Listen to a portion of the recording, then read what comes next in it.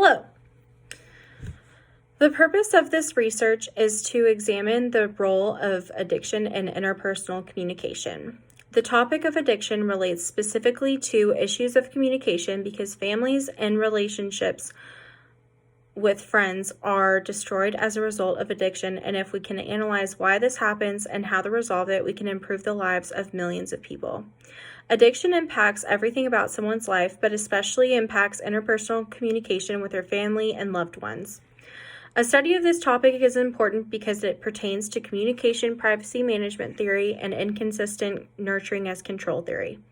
Millions of people in America and around the world suffer from some sort of addiction or dependency, and it impacts not just them, but the people who love and care about them.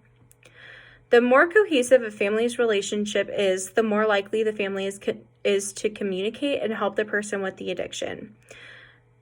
The ability to effectively communicate with loved ones is vital to the way that a relationship evolves with one person and their addiction and those who care about them. Results show that higher rates of cohesiveness in their familial relationships could resolve their problems and enable the person to become independent or free from their addiction. This reasoning has all been gathered from my first source, Khalid Al-Usan, who studies opioid misuse and its impacts on families. Social support ultimately means they are surrounded by people who want a specific outcome for them, whether it is to abstain or to continue to use, depending on the environment the person with an addiction is in. A change in environment and people who give a person with addiction specific support to abstain from their addiction results in the person engaging in less addictive behavior.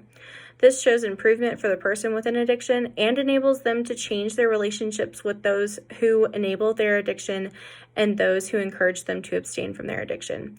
This information is all supported by the article Friends, Family, and Alcohol Abuse, an examination of general and alcohol-specific social support.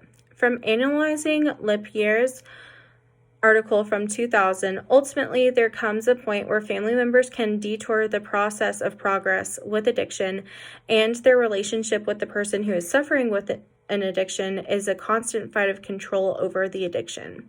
This all leads to my first research question.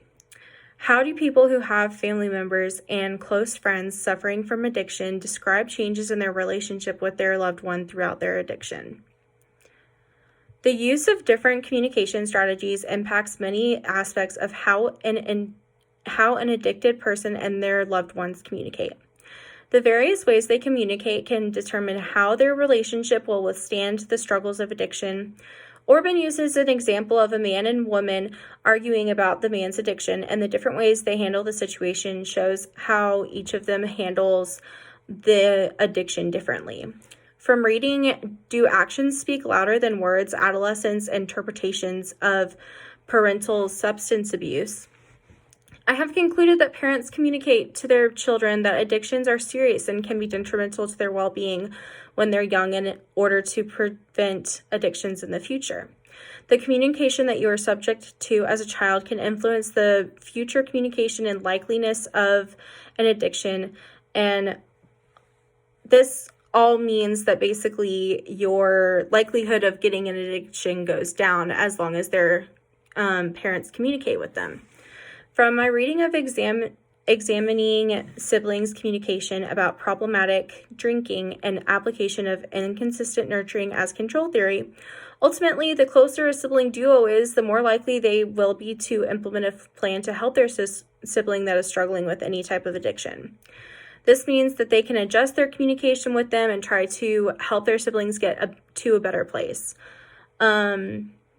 In my Romo reading, they talk about privacy boundaries. Privacy boundaries basically mean that a person with an addiction must be willing to disclose information to a loved one in order to communicate effectively and to use different methods of communication. But put differently, we can determine how other forms of communication will follow. All of these readings will lead to my second research question. What types of communication strategies do families and friends of people suffering from addiction use during discussions with their loved ones. I did 4 semi-structured interviews in person and through the app Zoom due to the current pandemic. The researcher, myself, spoke with friends and family in person before conducting interviews and found a few who were willing to participate. Participants were 4 adults who have a family member or a friend suffer from addiction. The participants' ages ranged from 19 to 24. Males accounted for 50% of participants. Females accounted for the other 50% of participants. The average interview lasted 33 minutes, ranging from 27 to 37 minutes. All interviews were transcribed, resulting in 48 double-spaced pages of transcriptions for analysis. How do people who have family members and close friends suffering from addiction describe changes in their relationship with their loved one? Through my analysis of my transcriptions, participant 1 stated that his relationship got really strained because he stopped seeing his mother as a mom and more like someone that was his age. He felt like that it kind of destroyed the barrier between parent and child because he had to take care of her. Participant 2 was a sibling of participant 1, and she said that her relationship with her mother has always been a little bit rocky, but the addiction amplified the rockiness.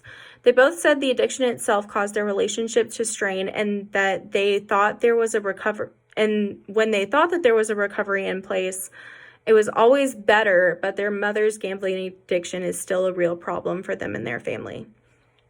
Let's move on to my second research question.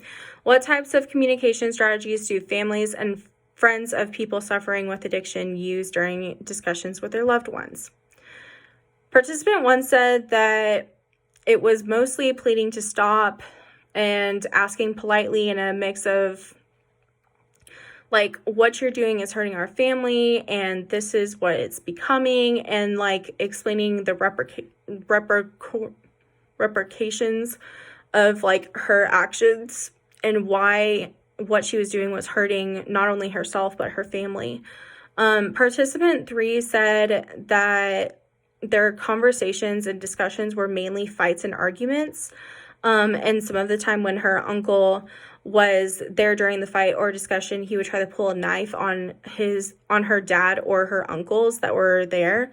Her dad had to chase him down the street and tackle him because he had a gun. These strategies were often ineffective because her family member was constantly using and they couldn't get much from him in his state of mind. Overall, addiction impacts many people in many different ways. The impacts of one person's actions have a ripple effect on their loved ones, and it impacts their communication with each other, their ability to maintain the relationship, and in some ways, in some cases, causes the destruction of the relationship. The relationships change from being open to being isolated, and then gradually are rekindled depending on the situation. These all vary person to person, but I believe that there will be a way to find a light in the darkness of addiction with more research on this topic. Thank you.